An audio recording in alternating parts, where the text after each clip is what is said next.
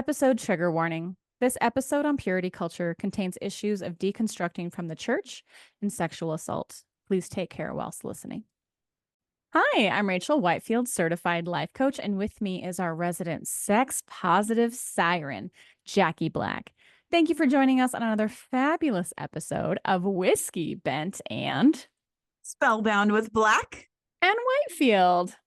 Yes, we are back again, Rachel. At it. What are we drinking? Yes. Oh, Jaki, I am so glad you asked. I once again am drinking from our friends at the Virginia Distillery Company, Courage and Conviction, their Cuvée cask right here, which is delicious. So once again, thank you to our personal friends, great friends of the show, the Virginia Distillery Company, and the whiskey tasting they invited me to when they were out here in the lovely city of Denver, Colorado. Yeah, I am also drinking Virginia Distillery Company. However, I am drinking the port cask finished Ooh, those whiskey. were good. This one is really good. So what it says is it's a marriage of Scotch malt whiskey and American whiskey finished in port wine casks. So, and then I'm gonna toss in. I don't have any ice molds, but I'm sure. Did you make some? I have some left over. So I did. Past Rachel did the work for future Rachel. So real quick from the back of Courage and Convictions Cuvée cask, aged a minimum of 3 years as 100% malted barley whiskey is matured in specialty Cuvée wine casks. The casks originate from premium red wine producers, and the interior is shaved, re-roasted, and recharred before putting spirit into the cask for maturation. This process brings forward notes of raspberry, cherry, brown sugar, coca, and baking spice. So I can really taste the coca on this one, the chocolatey finish. Mine also is supposed to have a chocolatey finish. It'll be the first time I've had this one in a long time. I had it when I went to do the tour of the cask house. Yes. With the director, and shout out Dustin. And I wanted to drink it on the show so that I could really like enjoy it and really like taste all of the deliciousness in there. But it says that right off the nose, it's coppery and golden color with whiskey aromas and honey, fig, walnut, and apple. Ooh. So yeah, you can definitely smell that off the whiskey. Mine has not been in the freezer today, so it is quite robust in room temperature warmth. But as you ask, with my ice molds, they are once again roses. I love those. Rose gold shimmer powder from Fancy Sprinkles. Shout out Fancy Sprinkles. We love them. So over the top, I'm going to let the spirits pour the spirit today because it is a big show for me. All right. Poured away. My goodness. Clean Yep. gaze. I have some silver. I don't even know what color it is, but the silver luster powder from Fancy Sprinkles. I've dabbled some in there. I like to just add it. Because we like to drink our whiskey the way we want to drink our whiskey, with a little bit of glitter in it. Fancy. We like to drink it fancy. Oh, you fancy. No clinkies, Jaggy. Clinkies, Rach.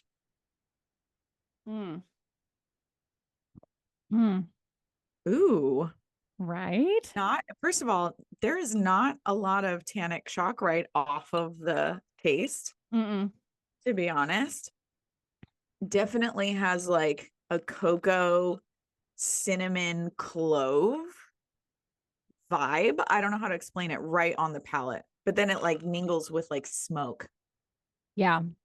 This whiskey, I really feel like it lingers on the palate, which is like, oh, I get to enjoy it more as I drink it, which I really do enjoy very much. Yeah. Really good. Yes.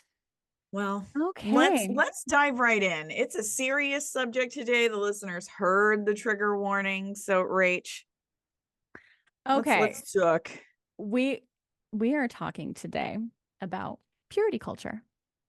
And if for our longtime listeners, as we've been doing this show almost a year, we have over 40 episodes, not including our Patreon. And at the very beginning, I remember telling everyone, I was like, ooh, buckle up, everyone, for that purity culture episode.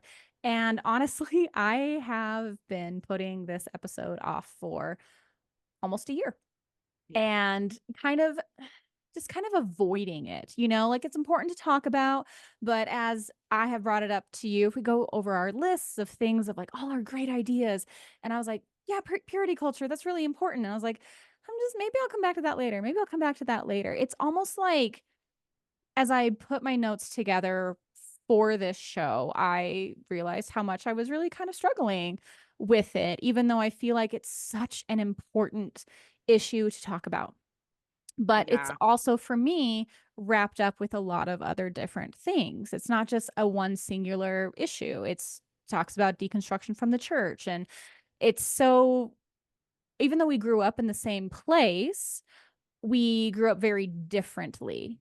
Like Very. I grew up in the church and you did not, as far as I Nope. know. Yeah. So it's, and even though our circles overlapped in high school, we truly like didn't really socially interact outside of football games and classes and stuff. Classes, lunch Hmm. times, but really just at school. We Yeah. didn't really get a chance to hang out outside of school.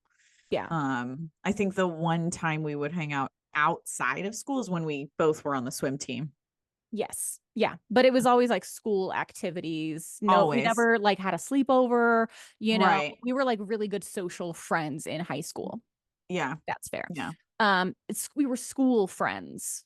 Yeah. Yeah, we're school friends. But I mean, so again, this is an episode that I chose to talk about. And Yeah. but also like, I remember we were supposed to record on Monday or last Wednesday, and I was like, hey, I'm not feeling too good. Can we push it off? Hey, I have like zits all over my face. Can we just push it out? Like, Right. always finding these little excuses to like not do the real work to really deep dive into it because I was like, Hmm. oh, this still feels kind of achy. Hmm. So I know I'm going to be explaining about what purity culture is and really explaining it to you, but it's not just this learning thing. Like for me to explain it to you, it is a lot deeper than that. So, and then it'll Yeah. like, and it's like there's a lot of like personal stories that I'm going to share. And so we'll see where we'll see where it goes, but it's just like but I know I'm not the only one, and I know it's very important. And like I said, it was just like it feels like, well, you got to go to therapy, but you kind of don't want to, Oh God. it's kind of like that, like, oh, it is bringing up some stuff that I have absolutely dealt with, but that doesn't mean it doesn't feel harmful. Any less painful.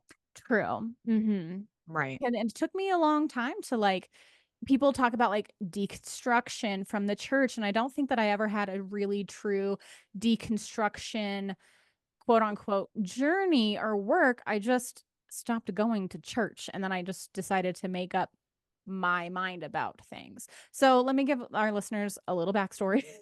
Yeah. So again, if Let's start you at the beginning. start at the beginning. So, if you have heard, Jackie and I grew up in a little small farm town in Southern California near the border. And so it was very conservative where we grew up. And then my parents sent my sister and I to church. However, they did not go to church with us. So they were like, okay, we should raise our kids like this, but it's not like we were having Bible study in my house. It was like, do unto others and chew with your mouth closed. Oh, Yeah. So it's just like, my I parents. thought okay, so that's a new thing for me. I thought you guys went to church like as a family and that's why you grew up in the church. No, they took me to church and then dropped me off. Right. Yeah. So it was their free time. Yeah. Yeah, maybe. It was like their child free time, or like, again, I'm not a parent, but maybe it's very much like if I were a parent, it'd be like, raise your kids in the way that you think is best. And it's up to them. They can change Right. their mind of what works best for them. But Right. it's your job as a parent to like guide them in the way that you think is best. Okay. So they were like, God's important, but it's like we never would have these biblical talks around the house. We would just Sunday, they would wake me up and they would like go to church. And then so I grew up Southern Baptist. we'd go to Sunday school, and then you have big church, and then you sing those little baby Sunday school songs and everything. And then in like junior high school, I got more connected with some other friends who had stopped homeschooling. So they went to high school. They were homeschooled in like young classes, but like junior high and high school, then they became, Mm-hmm. there's no longer faith assembly that they can go to for high school. Yeah. So, Yeah. so then they came to our school. So I got more involved in like church kids, and then transitioned to a non-denominational Christian church, which is Calvary Okay. Chapel. Mhm. So I know you remember, and you said on the show before that I have like, oh, you were just one of the church kids and things Yeah. like that. And absolutely, like I am not upset at, like, I had a good group of friends growing up, and it really, like, youth group really kept me out of trouble. But it was like Sunday you go to Sunday school and then big church, and then on Wednesdays you have youth group again. So I was in church a couple hours a week. So, Ugh. oh, and then like there was campus life, which was Oh like the yeah. club. So and that was Yeah. on Thursdays, and like, so it was just like it was almost like a part of your identity, even though I wasn't like, oh, I'm like so Christian, blah, blah, blah. But it was just kind of like, yeah, I go to church. Like to me, it was like always like kind of nonchalant.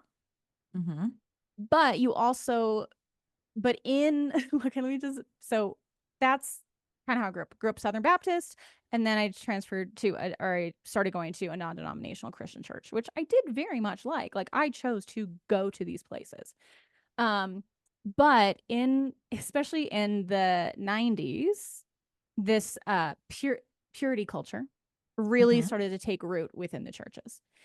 And so I'm just going to do a definition of purity culture and what it is. So it's like purity culture is a movement within some Christian communities that emphasizes sexual abstinence before marriage and other strict views on sexuality.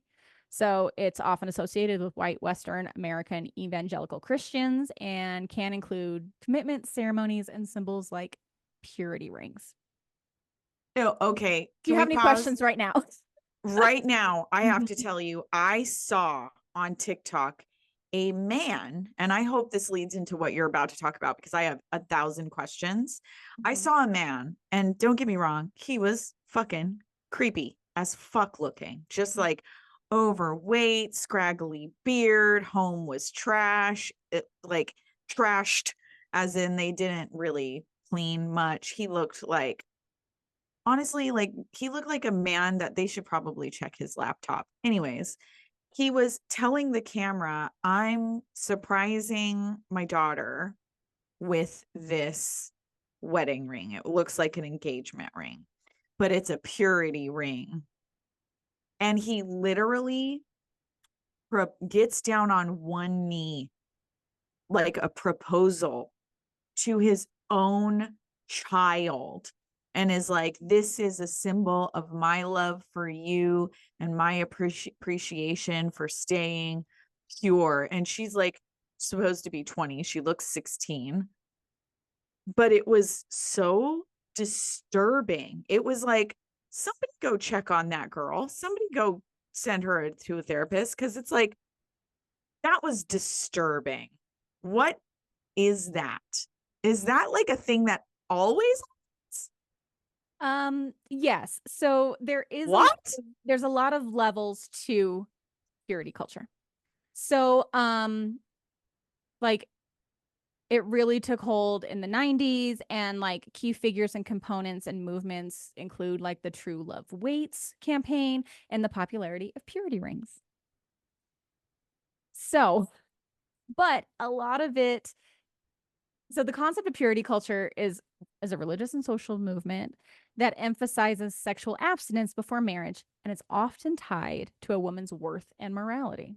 Every single time it's tied to women. They don't give a shit if the boys are doing it. Yes.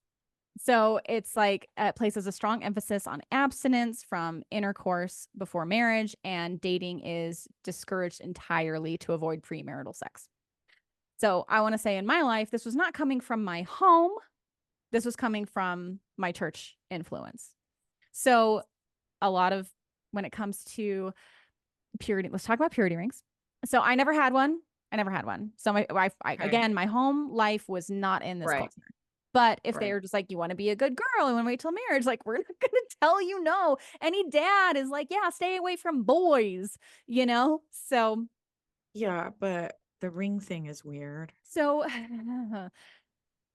so what it does is to say that like your father will protect you and like he's, quote unquote, the man of the house until you are ready to get married and then you become your husband's, so it's like you're going to pledge your virginity Ew, like they're chattel? to, like, yeah, that you promise your father that you will stay pure until marriage. And it goes from one man to another. So I have a real fucking top problem with this. Yes, So that again, is not healthy. what also went along with purity rings is the purity ball. I'm sorry? So a purity ball, Like a ball? like a Like gala. like a gala? Yeah. Like all pretty girls deserve to Like go to a you, ball? yes, it's like What? a father-daughter dance, No, but weirder. So, that's okay. weird. So a purity ball is a formal dance event, and the events are attended by fathers and their teenage daughters in order to promote virginity until marriage. Typically, daughters who attend a purity ball make a virginity pledge to remain sexually abstinent until marriage. So, fathers who attend a purity ball make a promise to protect their young daughters' purity of mind, body, and soul. And proponents of these events believe that they encourage close and deep affectionate relationships between fathers and daughters, thereby avoiding the premarital sexual activity that allegedly results when young women seek love through relationships with young men. So, also, we're going to put this a note in here. Critics of the balls argue that they encourage and engrave dysfunctional expectations in the minds of young women, making them vulnerable to believing their only value is as property and teaching them that they must subjugate their own mental, physical, and emotional well being to the needs of a potentially or actively abusive partner. Like, oh, I better do what my dad says, and then I better do what my husband says. Oh no. Yeah. Yes. Oh, So, so I'm when it comes, disturbed, dude. I am really like, this is weird as shit. it's okay. Do you have any thoughts right now? As far as there's a father-daughter dance where fathers supposedly uh pledge to protect their daughters, which how many really have ever? Like five half. I'm gonna say half really actually protect their daughters, and the rest are men. So there's that. Like, And I had the book, I Kissed Dating Goodbye. Like, you should just not, I didn't read it because, again, it was just this habit I had of like buying books and never reading them. And so, but it was like there was this big push in youth group to be like, everybody stop dating because we're all hormonal teenagers, you know? And we all end well, up dating yeah, everybody else. having a Yeah. bunch of exactly. First of all, I've made out in several youth groups. Okay. Mm-hmm. Oh, You I know, dated a fair amount of youth group boys. yeah. And they're always the freakiest, quite frankly. So listen, pastor's son, first boyfriend was a pastor's son. The I'll touch on this in a second, but while No, not that's knowing, gonna be interesting. But the like first boy I the ever gave a blowjob to was a pastor's son. see, They're dirty, dirty boys. they But are here's dirty the thing. boys. I'm going to touch on themes of shame that go along with purity Yeah. culture because again, we were two consenting teenagers after youth group. But I, mine And and and then afterwards, like the next couple of days later, he was like, "What you did." And I was like, "I'm sorry, young sir. I don't believe that I forcefully put your dick in my mouth." you But it's definitely liked because it, dude. But he why had isn't so there much guilt about it that he made it what I had done. but why is there not a little purity dance for the boys? It's also very true. And so, like, and that's the thing. It was like teenagers hormonal, it's okay. But it's like when you And the sex education that I received, I don't remember what they gave us to in school, but it was like abstinence only. They told us what was going to happen to us in our bodies for puberty cycle. If you have sex, you can have a baby. That's how babies are made. But it's like, but don't do it. Don't do it. So like we don't talk about pleasure. We don't talk, and that's like masturbation No is such a pleasure, no sin. birth control talks, nothing like that. Masturbation, nothing. Nothing. And let's be honest, masturbation is the only true form of safe sex. For real. Like, and then it says like if you masturbate, you are wrong, you are You're dirty, bad. like you're Yeah. bad, like you're a scarlet woman, you know? Yeah. And so it's just like, okay, so as you are a young adult, you like have these feelings and what's going on, but like you have no outlet because you can't talk about that. You don't no, no we're not going to talk about that. Like you could have sex in marriage, go get married, but don't even think about having sex or anything that could be happening to your body before then. That makes no sense. That makes It's but they don't do they put the onus on the women only. And that is toxic as fuck. yes. So it's like, again, because this came out of youth group, it was biblical interpretations and religious doctrines have historically been used to justify purity culture. And these interpretations emphasize female virginity and sexual purity as a moral obligation. But I think you touched on something really important in that expectations vary by gender. So it's like everyone is expected to maintain absolute sexlessness before marriage. That means no sexual thoughts, feelings, or actions. And upon marriage, they are expected to flip their sexuality on like a light switch.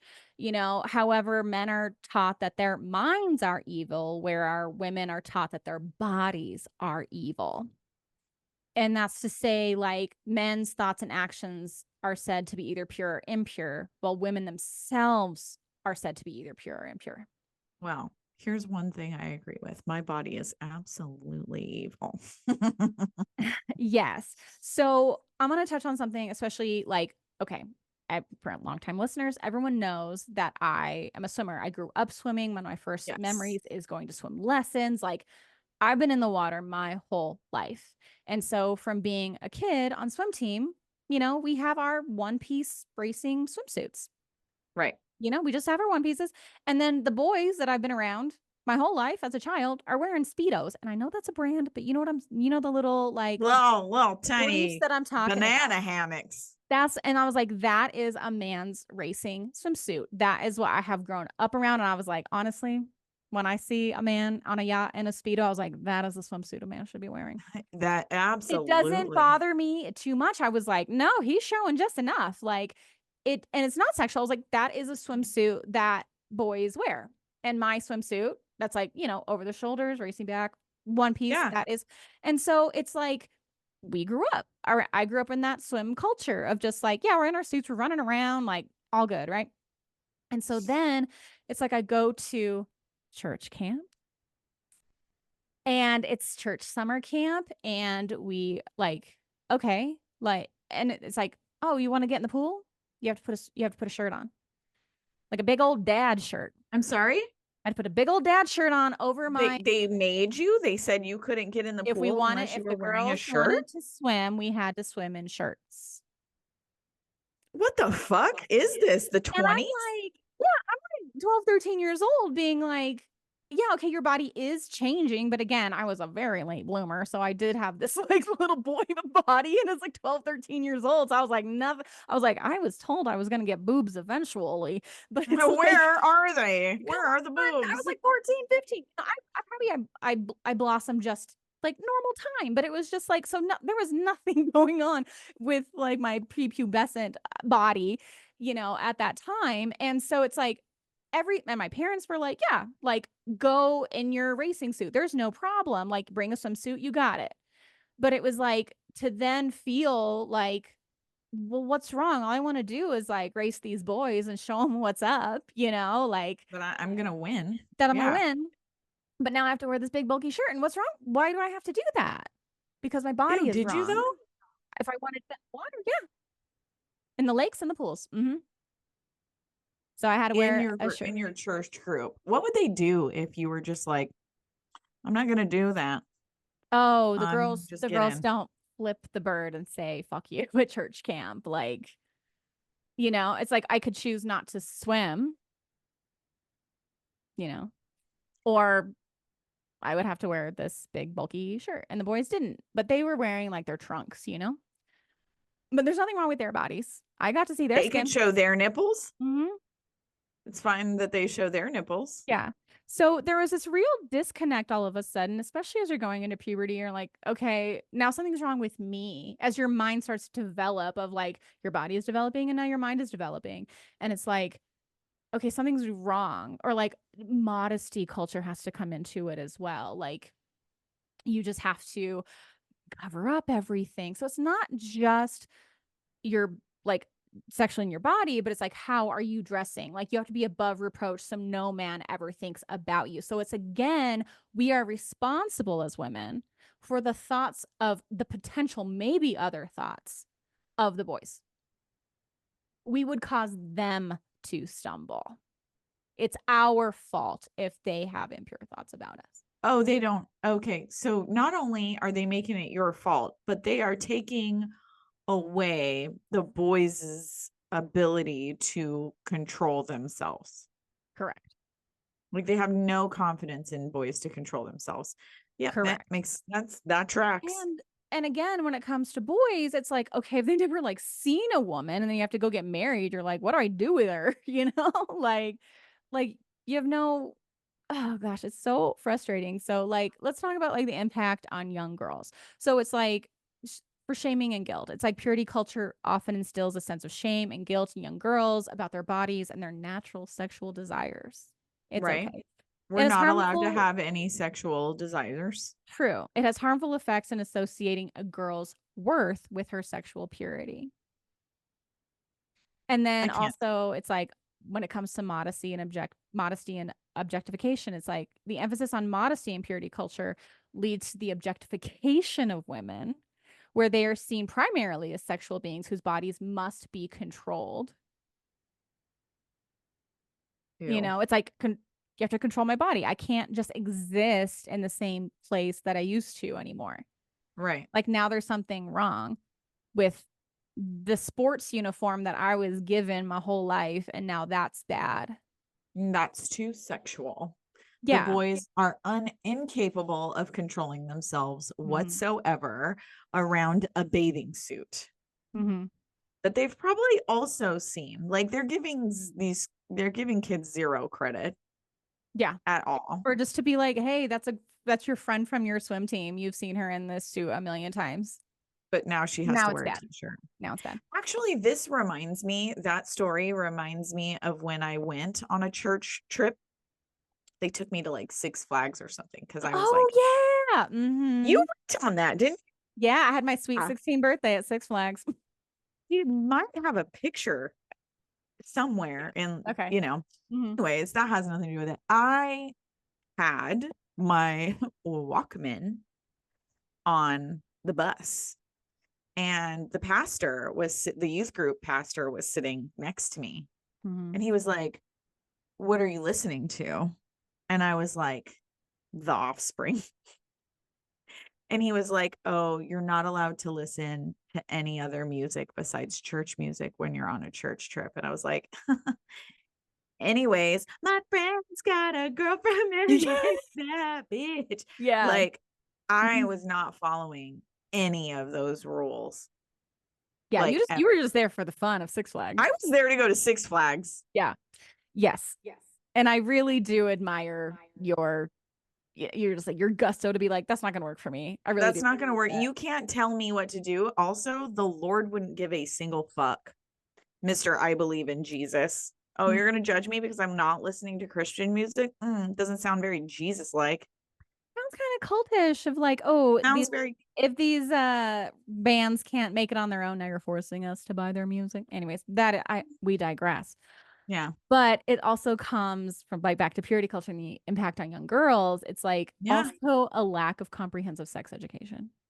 So Yeah. the absence of comprehensive sex education within purity culture leads to misinformation, fear, and confusion about sex and sexuality. Or they don't even have orgasms. They probably have no idea how to get one. Yes. Yeah. Um, I yeah. I don't. I was like, What? there's like I have so many thoughts, and it's hard to process it or like where to put in this story. Um, let's go into like long-term effects on women, and then we can get into like the ramifications of purity culture in my life personally. Okay. So long-term effects on women. So it comes with a lot of internalized misogyny, if you believe that. Yeah, So it's seriously. like, especially like for a lot of women who grow up in purity culture, it often internalizes harmful beliefs about their own body, worth, sexuality, leading to issues such as low self-esteem, body dysmorphia, and self-blame. And Yeah. self-blame is something that is huge. So I'm gonna touch on in just a minute. And then it also deals with like difficulty with intimacy. So it's like the emphasis on sexual purity can create significant challenges in adult relationships, including having difficulty with intimacy because it's so bad. And then it's just like, okay, foot on the gas, full throttle open. Like now you can have sex. And it's like, okay, what do I do with this now? So it's like it deals with difficulty with intimacy, trust, and sexual satisfaction in marriage. And then it's like when it comes to repression and shame in adulthood. So a lot of the lingering effects have on women's sexual expression in adulthood, where feelings of shame and guilt persist even within the context of a committed relationship or marriage. So it's just like a lot of shame, a lot of like ignorance on my own side because it's like I didn't even know, you know. Yeah. So I'm going to share a personal story, and this is where our trigger warning comes in. So this is the story about how I lost my virginity. Here we go. Here we go. So Here we go. let me set the scene for you. I was 20 years old. I was pushing 21. So And like you lost your virginity? mhm, Oh mhm, my yeah. goodness. So this was in January. My birthday's in April. So That's a like stark difference from me who lost it at 13. yeah. And oh my gosh, it just feels like you've always been so in control of your own sexuality, which is just Yeah. like, but me in my adult life, it's like I had to take ownership of it as an adult. You had to learn that the hard way, I think, like much later um than I did. Like you lost your virginity after I already had my first child. Yes. And again, whenever virginity is just a fucking concept and Right. it's It is stupid it and is it's a whatever. concept. Right. And It's not real. it was just made out to be this big thing, like, oh Yeah. my God, or like your marriage night's gonna be so wonderful. And I was like, yes, I was like, I'm gonna save myself for marriage. I was a virgin. Yep, totally. And so I had started dating this guy. But he knew I was a virgin, like, but I was like done everything but still, it was Right. just like I had never experienced that. So and I'm a little naive even to this day Yeah. about a lot of things. But so, Yeah. anyways, we got to this party and we had, you know, and I had, again, I Drank? never like, You drank it? I drank, and it's like I never had this experience before, which I didn't know like how much. And he's bringing me stuff. And I just want to be like, oh my gosh, I'm finally at this party because I never partied in high school. You did And not? so, yeah, so it's like I remember leaving the party and then my next, so I remember leaving the party. And my next memory is when I came to, we were in bed and he was on top of me and he was inside of me. And then I burst into tears because I just was like, especially, can you just imagine you're like having sex with a girl and then she just like starts bursting out crying in the middle of it. But it's also like that is when Oh, like that's what he gets. my mind came back online and I was like, oh, he's using his fingers. And I open my eyes and it's like, because my body feels weird or different. And it's like his hands are up by my head, and it's like, oh, this is not what I think it is. And so I just burst into tears. Right. Because you Burst were into at that point saving yourself. Mhm. So now this person is inside of you and you're like, oh, great. Now And I have to live with this. Oh no. yeah. And so then, like, and again, there had never, right now in this scene, there's a lot of like, not in the purity culture scene, but just in general, is like consistent and enthusiastic consent. Right. Like, there had been no consent. Like, No. I did not say, yes, I want to do this. Absolutely. Something was taken from me. And then also, it's like, so, but I was like, oh, we're dating. Like, he's my boyfriend. And so it's like, I was like, okay, so I guess I'm having sex with this boy now, you know? And so, like, it was, so it was more of like, okay, now I'm in this relationship that I'm so out of my depth mentally for, because now I'm processing a lot of stuff. But now I've had this connection of like, oh, I better stay with him, but it's also so much shame that came with it of just like, God doesn't love me anymore. And then also, okay, so technically it took me years to then say that I was raped, because no one tells you about it. No one says, like, you think, one, it's such an aggressive word, and you think like, this is why you keep your keys in your hand in a parking garage, or you're pulled into the bushes by a crazy man. And a It's lot like, of times it's not that. and that's what you think, that's what I thought it was. And so Yeah. you think about like, oh, a date rape, but like he put something in your drink, and it's like, as far as I know, that didn't happen to me. And so it's just like, it wasn't this like crazy like um like SVU, like thing, Law and Order SVU. It was like, oh, it's this horrible thing that's going to happen to you, like with rape. And I was like, it wasn't that. It was acquaintance rape. And no one had ever told me about that. I didn't know that I was. And so it was like It- decade later, where I was like, Yeah. huh, I did not give consent to my body. And someone even asked me, were you raped? And I was like, no, I was drunk. It was totally my fault. No, no, Every no. it's I was like, I put myself in that situation. It was totally my fault.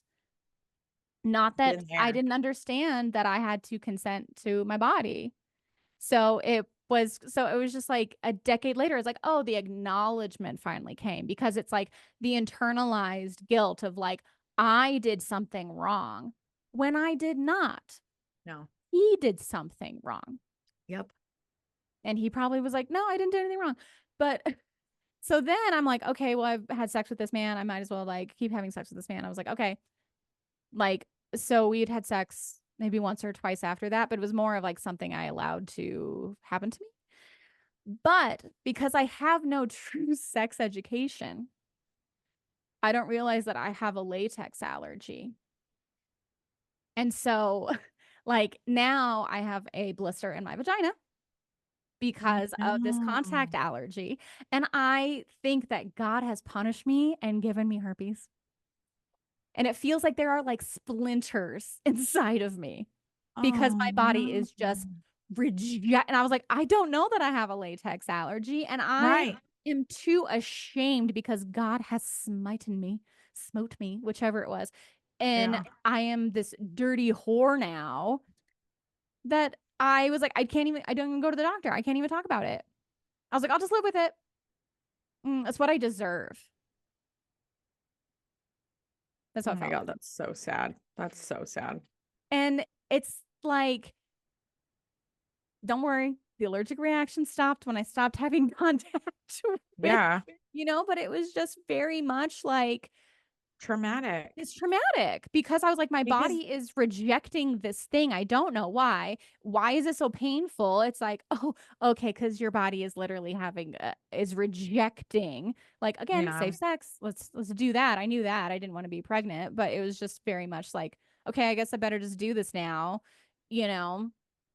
And so it's like, I thought I was being punished because my body was having this like a horrible reaction that I couldn't Right. talk to anyone about because you're not supposed to be having sex. So I didn't have a safe space to go and say, like, this really burns or like it hurts. Like, you Did you go know, to the doctor? So you like I had a gynecology appointment shortly thereafter. And so then yeah. I went, but he It was a family Oh doctor. no.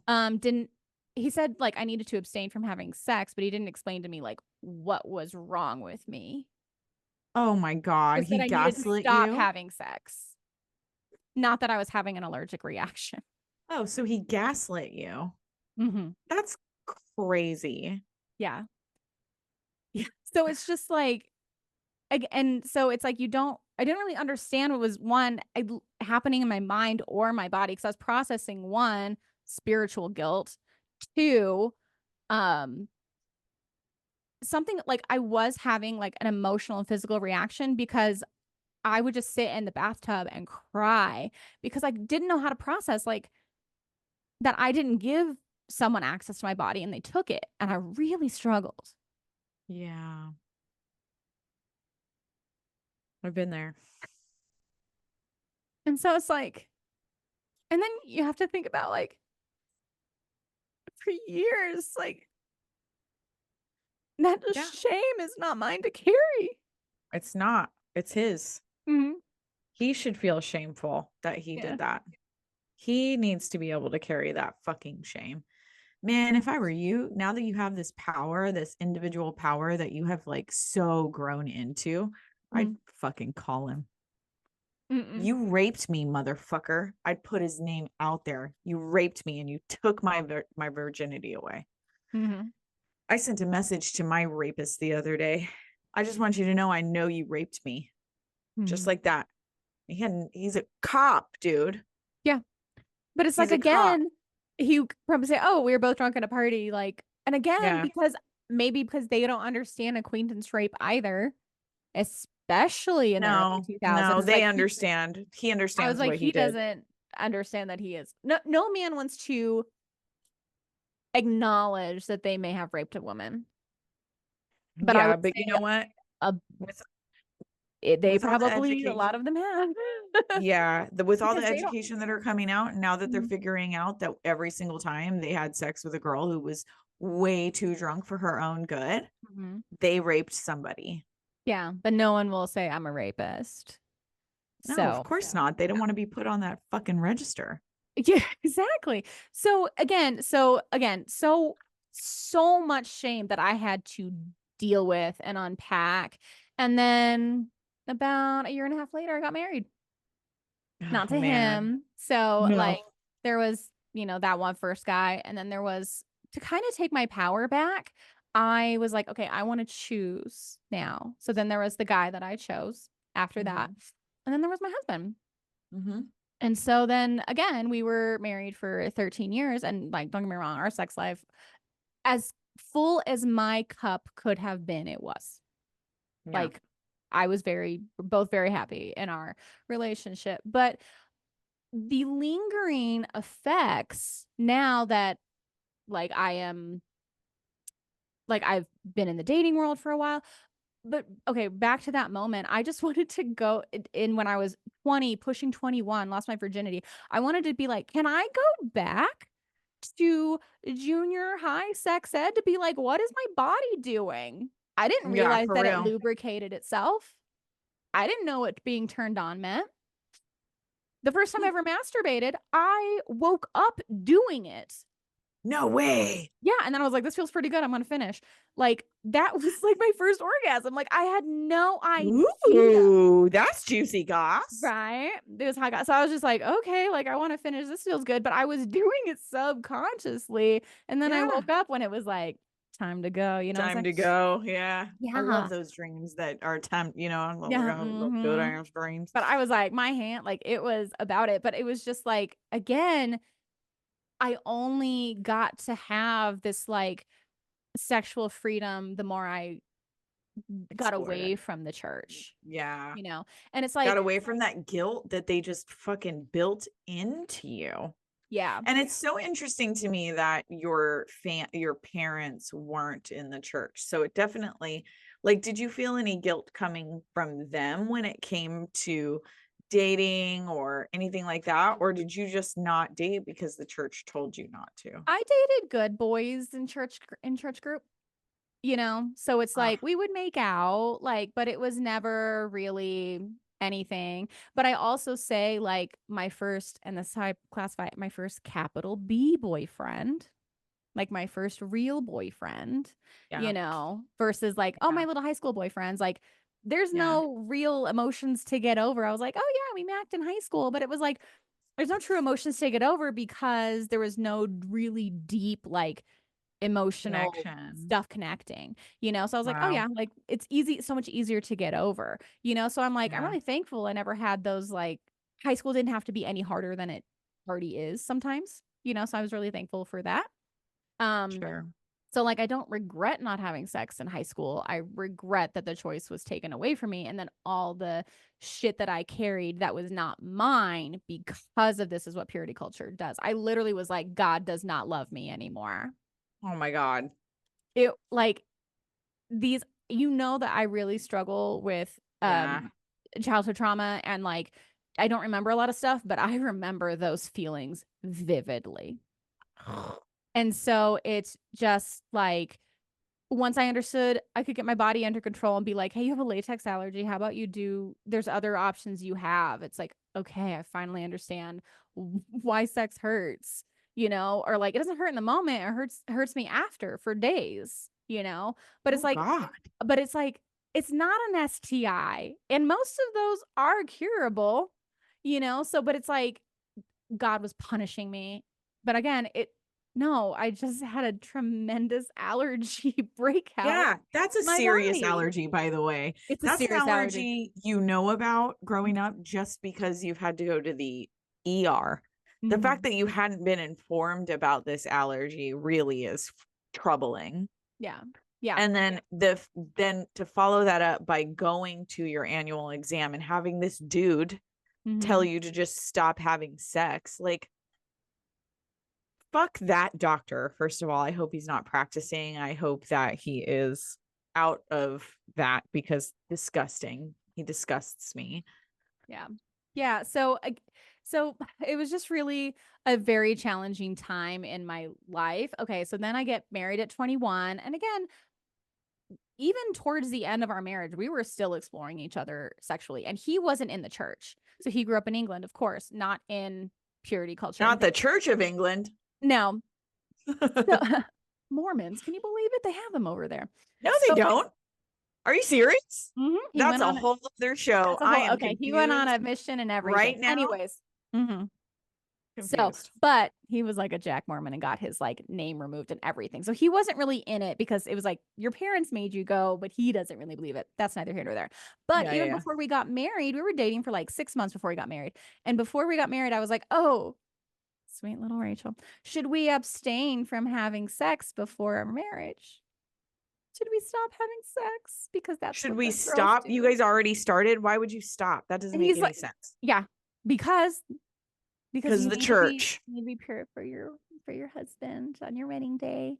So he's like, How is that going to no, reestablish your purity? It's not. it doesn't make sense, but it makes sense to you at the time, And so like, and again, we had a very uh, sexy health life, healthy sex life. Hell's I got it. Check I myself. picked up what you were putting down. Yep. Don't worry about it. And like, I mean, we're still exploring each other towards the end, and that was like wonderful. But I was like, it was so much unpacking to do internally to be like, no one's gonna tell me what feels good to my body, that I can't have sex certain ways, Right. Like if it feels good, it's up to me to say between two consenting adults what feels good to me and what doesn't and what I want. And like, but also it's like when you grow up in purity culture, and especially for those people who do stay virgins until marriage, and then it's like you have no sexual experience whatsoever, and then all of a sudden it's like 0 to 100. Okay, I can have as much sex as I want now. What does that mean? How do I do that? It's like I have been this asexual being for so long, and then it's like then everything happens to you, and it's really, I would assume it's really overwhelming, because even for a little bit, for me, it's just so overwhelming to be like, you can have sex as much as you want, and you're like, what does that mean? What do I want? What pleases me sexually? What kind of sex? Like, you don't know that if you are abstinent your whole life before you get married. And then what if you want a certain kind of sex and your partner doesn't? That's why this Don't abstaining even know until how to talk marriage thing about it. should not be a thing Mhm. for anybody. You should, and like these dudes that are out here saying, like, oh, I don't want a woman who's had more than 3 sexual partners or however many sexual partners. Mhm. Why, bro? Is it because you don't want her to be experienced and know how to get herself off? And you're afraid of a woman who can and knows exactly how she wants to get herself off? Is that why? Like, that is disturbing. And I have yet to meet anybody who, a woman Mhm. specifically, who abstained till marriage and then that marriage lasted. True. Or maybe they are currently lasting, but like how satisfied are But you? like, how Because satisfied are you? it was something that I do for my husband. It's something that is done to you. It's Yeah. not like, oh my God. Okay. So now that I've got, in the dating world, got a couple of lovers under my belt, I was like, Mhm. oh my God, just the more experience I have with other people, it's like makes my sex life with my partner now, like I'm having the best sex of my life Right. because it's like Exactly. I know what I want and how I can say, yes, I like that. No, I don't. I am absolutely open to that. But I will say a purity culture holdover is he asked me recently, Deadpool asked me, he was like, so what sort of fantasies do you have? I want to meet you where you're at. I want to know what kind of things you do or kind of things you think about. And I was like daydreams or like fantasies of like what I want to do on my next Disney trip. Like what do you mean? Like what do you mean fantasies? And he was like, like sexual. And I was like, I don't like it was like I glitched. It was like, dude, does not compute. And I was like, what do you mean? I don't have like fantasies. I don't have things I wish we would do. Like, We doing them, daddy. yeah, we doing them, but it's also like I'm totally satisfied, but it's also like, okay, is there anything more? He's just making sure that I am satisfied, but it's also Right. Like, like, is there something you want to try? Is there, you want to role play? but it's like the man would have to bring it to me to be like, oh yeah, I'm into that. I could do that, but it's like, what are my fantasies? And it's just like, I don't have that sexually imaginative mind to be like, oh, I want you to do this to me, or like, does that make sense? Like, I just Yeah. don't because it's almost been like ingrained, like you shouldn't ever have it. So you never like explore that when you're young. Yeah. So it's like you just never grow that part of your brain a little bit of just like, what is Yeah. a sexual fantasy? Is it okay? No, it's an impure thought. You shouldn't have that. So Oh, it's, God. so it's just, Oh, so it's like someone has to bring an idea to me versus like, or like watch Sex in the City. You want to get on that sex swing? I was like, what? What's that? Like, oh, no. First of all, the sex swing is so much fun. I know. I can't wait to try Get it. on it. Yes, but also like, so I've dated someone before my current partner who did grow up in the church, and you almost can see the holdover in the men as well because, on the phone it was like, I want to fuck you like a dirty whore, and I'm gonna like lay Yeah. down on They're the just kitchen table talking and just to talking. talk. But I was like, he couldn't even express what he truly wanted in bed. I was literally like, how do you want me? And he was just like, he's like, it's you. Like, I can't, like, oh, like, it was Oh, so hard for him to no. To articulate that it's just like, communicate. and we could communicate any way we wanted to. But when it came to in the bedroom, I was like, I want to get railed, like, Yeah. Pop the like I brakes off want, me.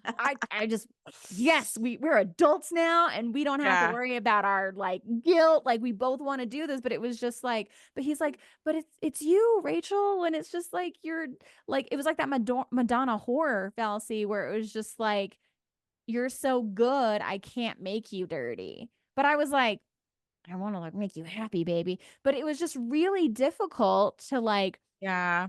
really break into it, And I was Yeah. like, oh, something's holding him back and like me back by proxy. And so it was just for people who like don't truly deal with those things of just like, I just want to like just do all the dirty things with you, you know? And he's like, he didn't know how to Yeah. like say it to get started, Oh you know, which no. was really like challenging sometimes, you know? And so Yeah. I was just like, oh, you know, not that like I enjoyed sex when we had it. And again, it was a long distance relationship, but it was just like, you are not like, this is not what you said you would do. Ah, But it's like, I can't where make you someone, communicated something specific and now we yeah. are And here I was like, and my what is happening? expectations are that you were going to rail me. And like, that it Here I didn't am, exactly happen like that, you know? And so ready to be railed, ready to be and railed. I'm not getting railed.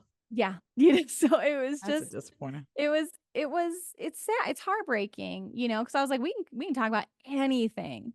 And it Yeah. got to this point where I was like, I think we both need a little bit You more. know, I think it might have affected the chemistry directly when Mm-hmm. they're like that, when they just Mm-hmm. can't communicate what they want. And like, if this is the ramifications of purity culture in the church for both men and women, like it is stunting our sexuality as human beings. And I can really see the holdover in the culture now, how like a lot of these red pill men are like, I don't want a woman who's, you know, quote unquote been ran through or whatever. And I was like, it only sexual purity and purity culture only men can, here's the thing, men can go and fuck whoever they want.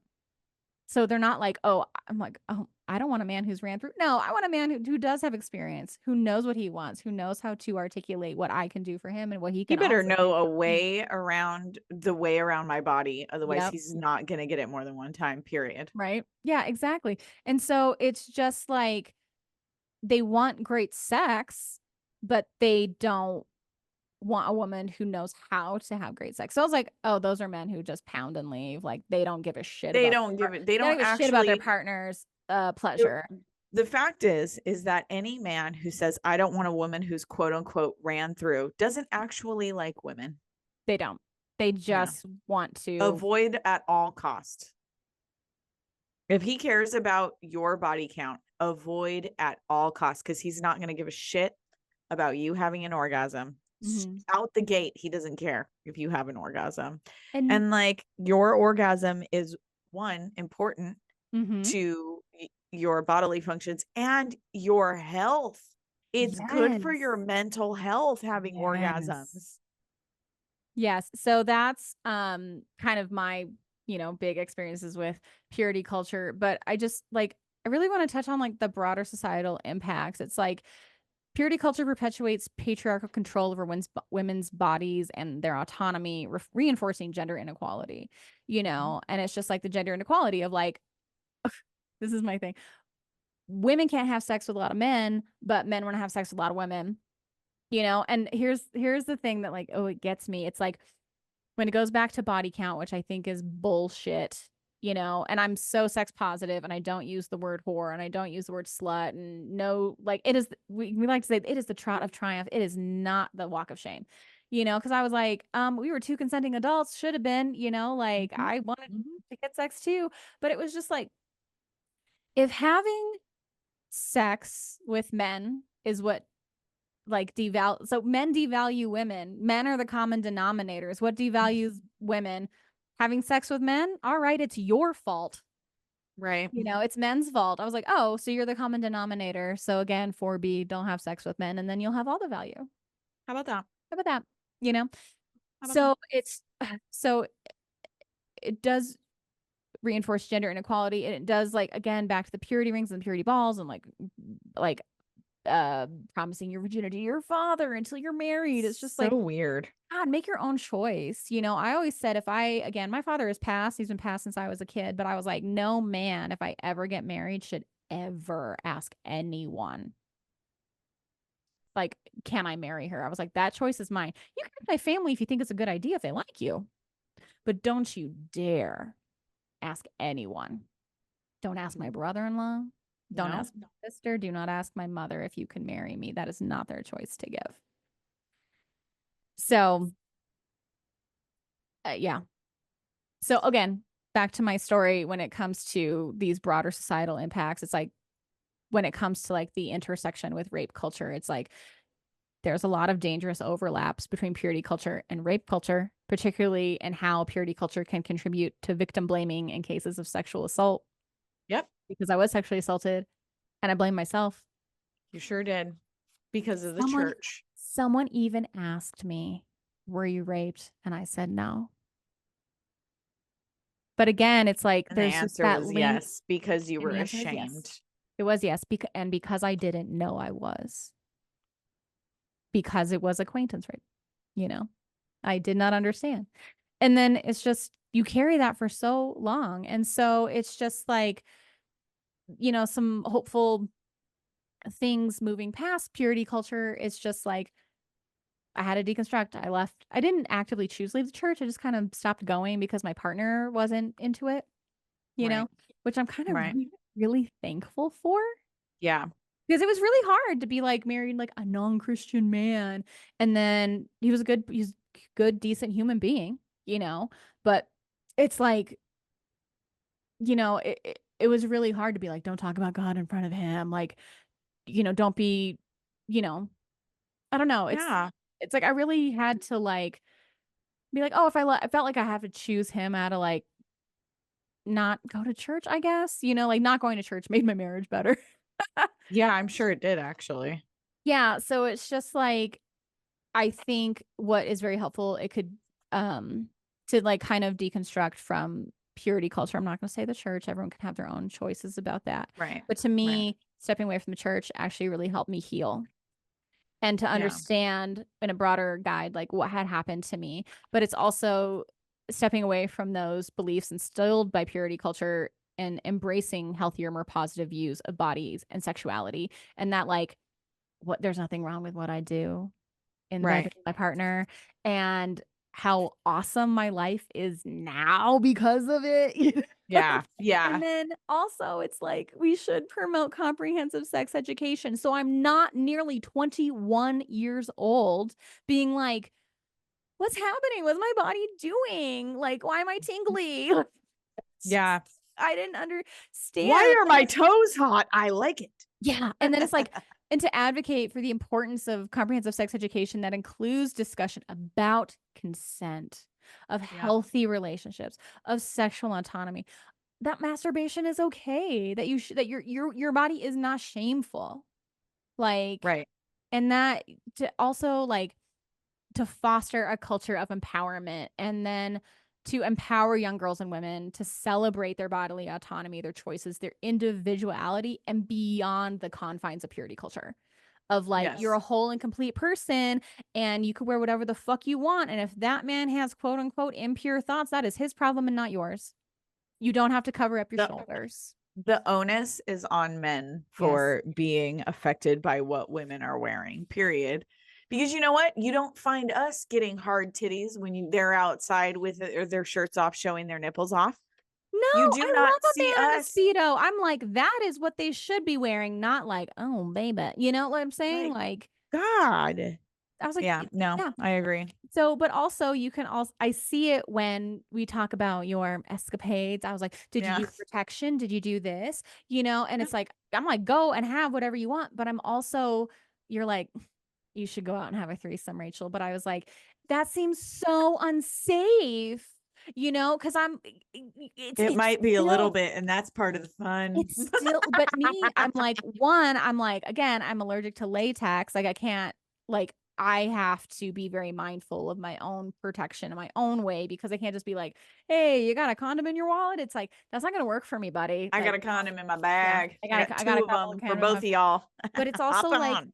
it just seems like, oh, I hope, like, if I have this, I've never had a one night stand. It's like, something bad is going to happen to me still, I feel. You still So it's have that like, internalized and guilt. I know you can see it Yeah. when we talk, Yeah. and it's like, I'm so sex positive, but that had to come at a big price and time to unpack Yeah. it all, and to also, but I'm also like so envious of you and your sex life just to be like, girl, you've tried it all. Like, But like, How am I going to I'm know so what I like if I don't try it I all? know I'm so happy like in my life, in my sex life, but it's also in my partnership. But it's also like, what do you mean you just go you met somebody and you went back to their house? Like, is that okay? Are you okay? Like, is everything okay? Like, it's still like, I want to make sure you're safe. And I was like, you're gonna get something. And you're like, I've got nothing. I've been safe. Like, go forth. But I'm always like, are you okay? Is that okay? Were you safe? Is that okay? Like it's still there. It's still there, no matter how much work I have done. And like these notes, because again, from the beginning of the show, like I've tried to push this off, but also knowing that I had to do it, you know, Yeah. and that it brought up a lot of stuff for me, but it's also like it it needs to not stay in the shadows. Sure. You're not the I'm only one not, who's I'm experienced not a, this. I'm not ashamed of what happened to me. And I know I'm not the Right. only one, you know. Yeah. And you're So, not the only one who's experienced it either, coming out of the purity culture mhm. chokehold, it feels like. And don't get me wrong, like I've felt a little bit of guilt by proxy after visiting the church just a couple of times. I've felt very like, God, this is the terrible feeling. I never made me feel good, to be honest. Like going to church never ever made me feel good. It always made me feel guilty about who I was and how I behaved. And that's not I was like, you're the this God that I Jezebel. know exists. Hmm. Doesn't make me feel guilty. He made me this way. She made me this way. They made me this way. You Growing know? up, I always thought that God looked like Sean Connery. And now, like when I pictured God, he looked like Sean Connery. But now when I picture God, she looks like Beyonce.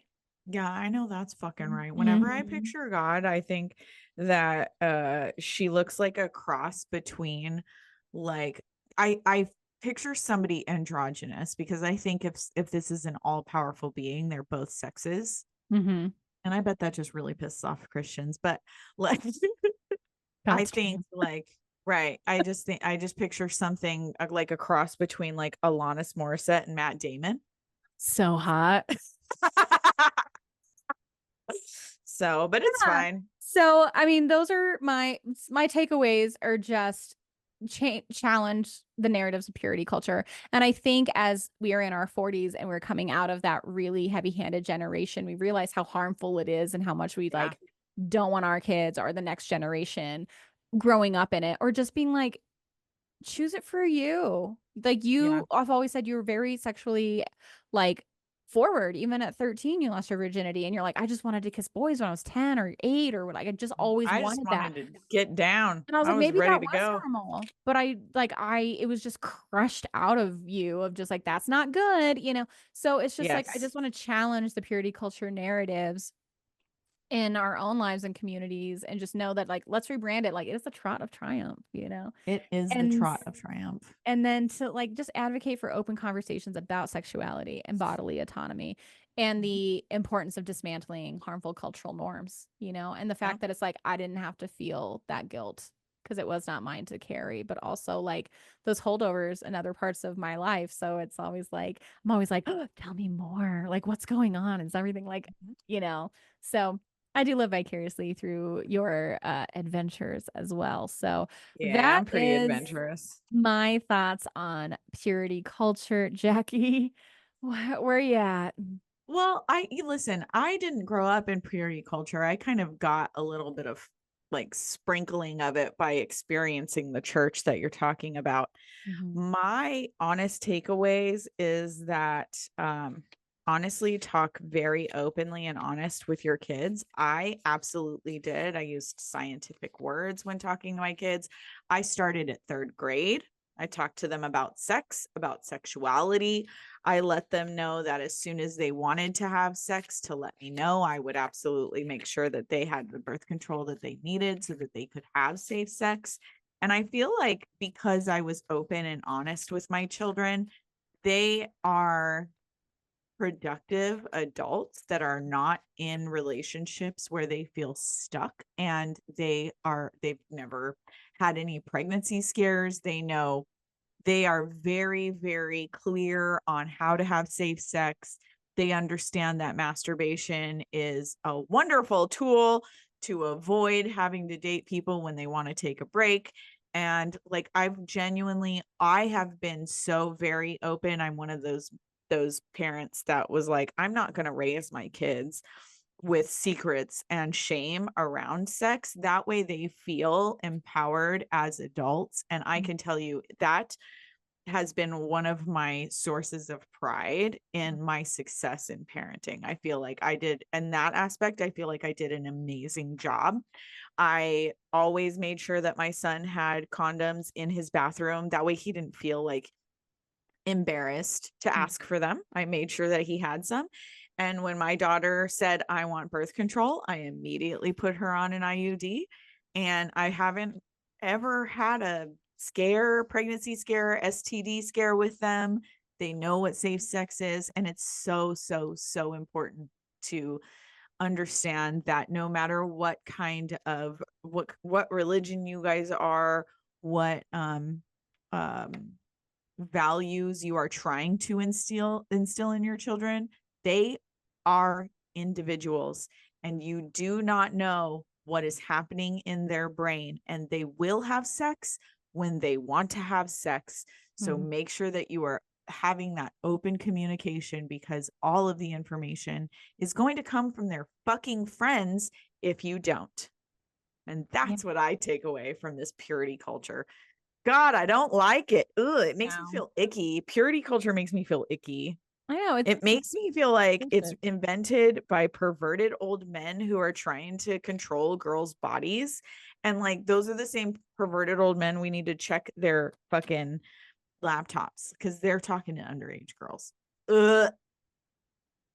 Jaki, thank you for going on this adventure with me. I know I was like, have you even read the notes on this? She's like, you're like, no. And I was like, don't read them. No. We're going to go through it together for sure. I want to go through it raw.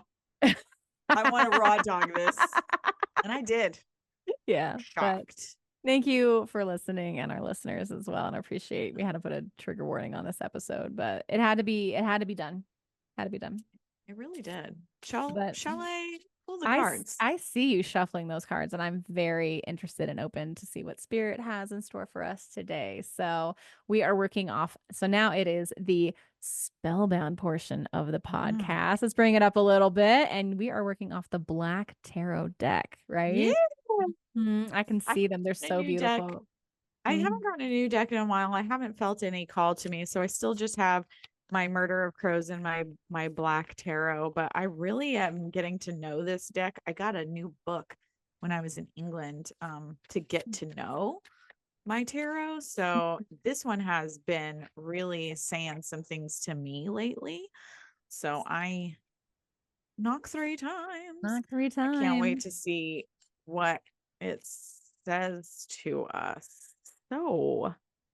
So first and foremost, we have the 3 of Wands coming out upright. That has to do with like looking ahead and growth. I'll take it. Mm-hmm. It represents transformations of like thoughts into actions.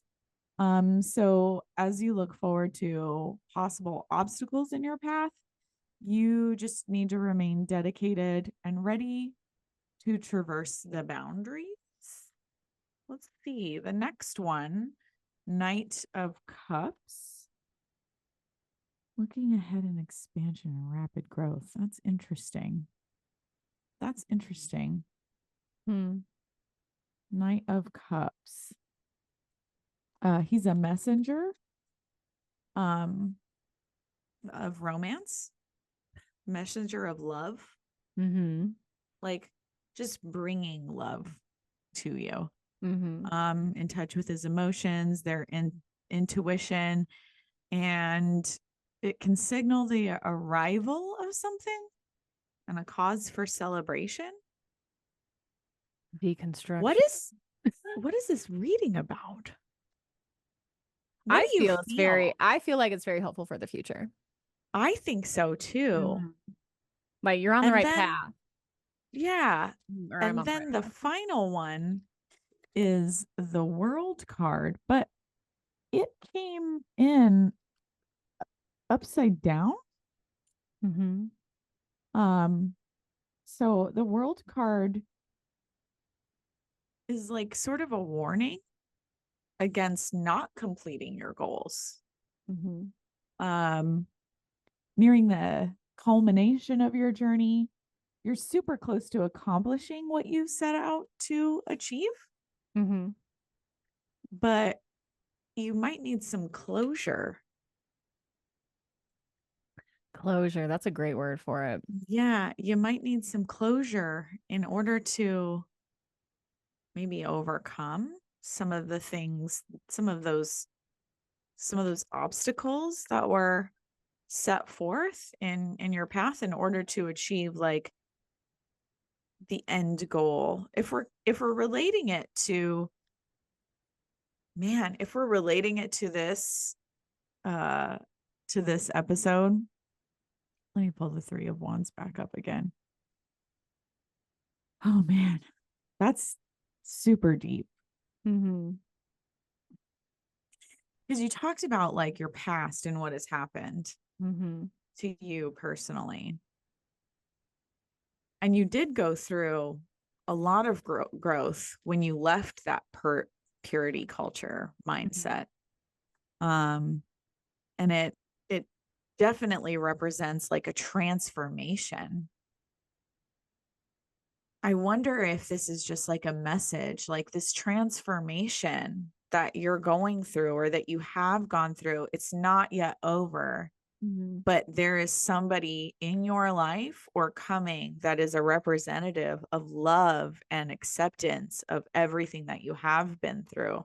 But you have to make sure to process all of those things, all of those obstacles to gain the closure of everything that you've been through in order for this person that I feel like we both know who it is. Yeah. This person to bring you that love, that acceptance of who you are and that purity culture that was ingrained in you for so long. He's here. He's like the messenger of that pure love. And you don't have to, you need that closure from that long-term indoctrination. Yes. Yeah. And I think that's researching this article or this podcast. It was very much like, ooh, this is hitting a little harder than I needed it to. That was super close to home. You got very emotional there for a while. It definitely is still with you. You probably still carry it very, very deeply. I think you need to work on some of that closure, Rach. I think this one for sure was for you and anybody who might be trying to escape that purity culture mindset or any kind of maybe mindset that they might have been indoctrinated in. I don't think it has to specifically mean leaving the church or being a part of that purity culture, but like, you know what your plans are. There is a messenger of love who brings you acceptance, who brings you that security, but you have to have that closure and you need to work on it in order to get to this part. You know what I'm saying? Get to the part where you're like, none of that affects me anymore. Ooh, chills. It's hard when you don't realize like the baggage that you're carrying around with you because you've had it for so long. Yeah. It really is like, hard. I know there's some parts that I've absolutely unpacked, like sex positive, like, yeah, let's do it. But it's like also when he was like, hey, like, what are your fantasies? I was like, what do you mean? Yeah, I don't have those. Like that's the thing about like traumatic amnesia or things like that. I was like, you don't realize you don't have it because you don't have it. It's not in your brain. So you need somebody to trigger those thought processes in order to understand that you've blocked out a portion of your brain that still is working, but it's just like not awake because you've been through what you've been through, and it almost like you closed the door on it and didn't open up that room in your brain castle. Yeah, it's like, ooh, let's build that space. What do I want? Let's open the door and decorate. You know what I'm saying? Yeah, I'm like, I gotta build the space first. Yeah. But for real. Oh, Jackie, thank you so much. But you want to lighten things up a little bit? I do. You want to go over to Do I Patreon? want to go over to Patreon and talk about my trip to Las Vegas? I want to talk about it. I want to tell everybody about it because you know what? There's something about Jaki. She loves to fall in love. Oh, once again. And adventures happen to Jaki everywhere she goes. Everywhere I go, because why? Because I'm doing it for the plot. Doing it for the plot. All right. Well, in the meantime, thank you so much, everyone, for listening to this episode of Whiskey Bent Spellbound with us. And if you have any thoughts on the show, please feel free to email us at checkthis@blackandwhitefield.com.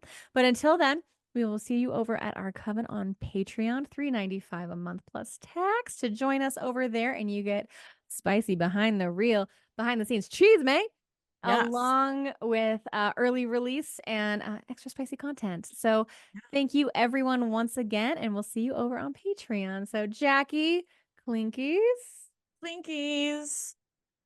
love you, bye. Love you. Bye.